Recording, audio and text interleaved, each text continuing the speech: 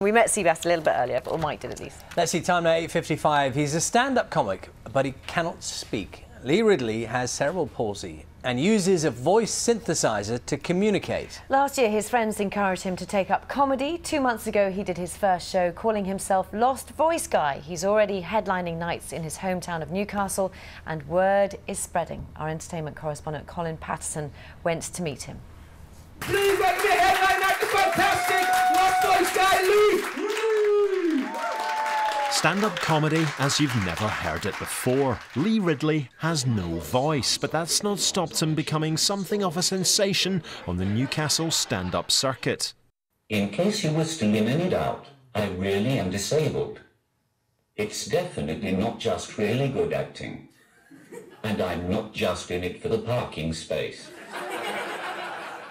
When I realised I'd never be able to talk again, I was speechless. He performed his first gig as Lost Voice Guy in February using a voice synthesizer and is already topping bills at Newcastle's Bar Loco. I started off in a disabled steps tribute band. We were called Vamps. I was very ill when I was a baby. As a result, I developed cerebral palsy, which in my case meant I lost my speech and walk funny. So obviously I was never going to make this year's Olympics. I hate that we have so many politically correct words to describe disabled people. Now it's all special needs, special schools, special Olympics. That is why it always alarms me when I hear about special forces going to war. I've always enjoyed making people laugh, and being a stand-up was my dream job, I suppose.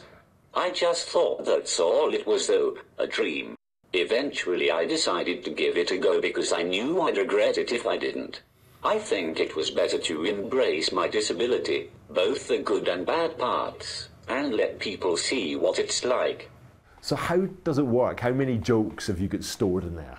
You just type in what you want to say, then save it. Then press each saved phrase when you want it to say it. The voice is a bit posh for me, but I think that makes it funnier. I'm still getting used to when to pause and allow laughter. It's trial and error, really.